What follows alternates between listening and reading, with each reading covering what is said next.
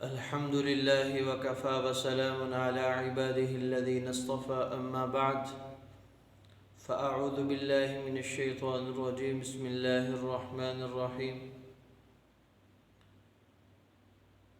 يا أيها الناس اتقوا ربكم الذي خلقكم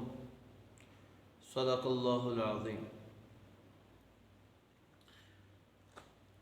آدمی جب اللہ تعالیٰ کی کوئی نافرمانی کرتا ہے، کسی کبیرہ گناہ کا ارتکاب کرتا ہے تو اس گناہ کے اندر 10 عیب پائے جاتے ہیں جو انسان بیک وقت جن کا ارتکاب کرتا ہے۔ نمبر 1، سب سے پہلے یہ انسان اپنے اس گناہ کے ذریعے اپنے خالق و مالک، اپنے رازق ذات اور اپنے اوپر قادر ذات اللہ تعالیٰ کی ذات کو ناراض کر لیتا ہے۔ وہ اللہ تعالیٰ جو اسے بچپن سے لے کر 55 تک تمام نعمتیں کھلاتا پلاتا ہے، یہ انسان اسی اللہ کی نافرمانی کر کے اس اللہ کی رحمت سے دور ہو جاتا ہے، اللہ کو ناراض کر لیتا ہے۔ دوسرا بڑا عیب، یہ اپنے ساتھیوں کو تکلیف دیتا ہے، اذیت پہنچاتا ہے، اور وہ اس کے ساتھی اتنے رحیم اور کریم ہیں، انہوں نے کبھی اسے تکلیف نہیں پہنچائی، یعنی فرشتے جو ہمیشہ اس کے ساتھ لگے رہتے ہیں،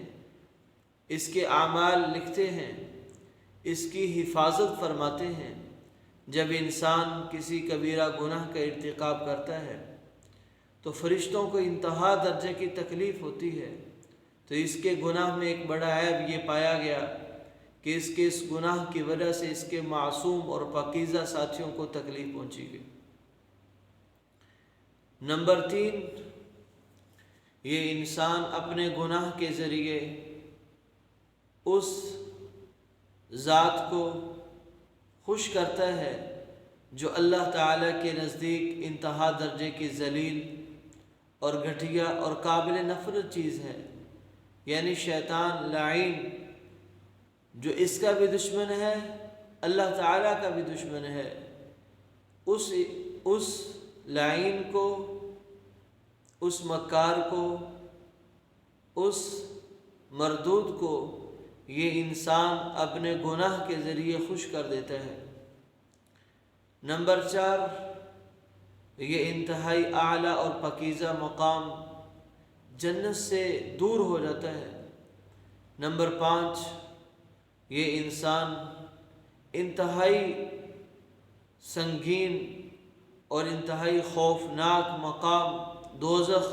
جہنم، یہ اس کے قریب ہوتا چلا جاتا ہے، اور یہ شخص اپنے اس گناہ کے ذریعے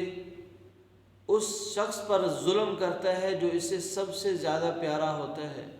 اور ہر انسان کو اپنی جان سب سے زیادہ پیاری ہوتی ہے، گویا یہ گناہ کر کے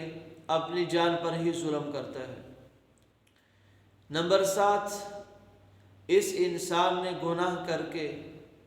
اپنے آپ کو ناپاک کر لیا، گندا کر لیا، حالانکہ اللہ رب العزت نے اسے پاکیزہ اور پاک صاف پیدا کیا تھا۔ نمبر 8، یہ انسان گناہ کر کے اپنے اوپر، اپنی گناہ گاری پر زمین، آسمان، دن اور رات کو گواہ بنا لیتا ہے۔ گواہ بنا لینے کے ساتھ اس کی گواہی، ان تمام چیزوں کی گواہی قیامت والے دن اس کے خلاف لی جائے گی۔ نمبر 9، جو سب سے بڑا عیب ہے، جو سب سے بڑی غم کی بات ہے، اپنے اس گناہ کے ذریعے اللہ کے نبی صلی اللہ علیہ وسلم کی روح اقدس کو قبر کے اندر غمگین کر دیتا ہے، کیونکہ ہر امتی کے اعمال آپ علیہ السلام کے سامنے پیش کیے جاتے ہیں۔ اچھے اعمال پر وہ خوش ہوتے ہیں اور امت کے برے اعمال پر غمگین ہو جاتے ہیں، گویا اس آدمی نے اپنے اس گناہ کی وجہ سے نبی علیہ الصلاۃ والسلام کو بھی غمگین کر دیا۔ نمبر 10،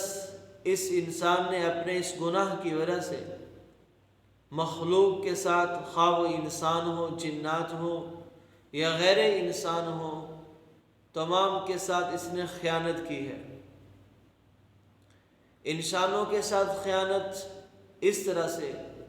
کہ یہ انسان گواہی دینے کے قابل تھا، لیکن اس کے فسق و فجور کی وجہ سے، گناہ کی وجہ سے اب یہ کسی نیک دل، کسی مظلوم کی گواہی کے طور پر پیش نہیں کیا جا سکتا، اس کی گواہی قبول نہیں کی جاتی۔ اور دیگر مخلوقات کے ساتھ خیانت اس نے یہ کی ہے کہ انسان کے گناہوں کی وجہ سے اللہ تعالیٰ ساری کائنات کا نظام بدل دیتے ہیں۔ اس کی گناہ گاری کی وجہ سے جو اللہ تعالیٰ کی طرف سے رحمت کے معاملے اور فیصلے ہونے تھے وہ رک گئے، بارشیں رک گئی اور طرح طرح کے عذاب آئے، اس کی لپیٹ میں باقی تمام مخلوق آئی۔ گناہ اس نے کیا لیکن اثر سب تک پہنچا ہے۔ لہٰذا ایک گناہ کر کے 10 بڑے عیوب آدمی اپنے سر ڈال لے اور اتنی بڑی ناکامی اپنے سر لے لے، یہ کوئی عقل مندی والی بات نہیں۔ اللہ تعالی ہمیں ہر گناہ سے پہلے ان باتوں کا خیال کرنے کی توفیق عطا فرمائے۔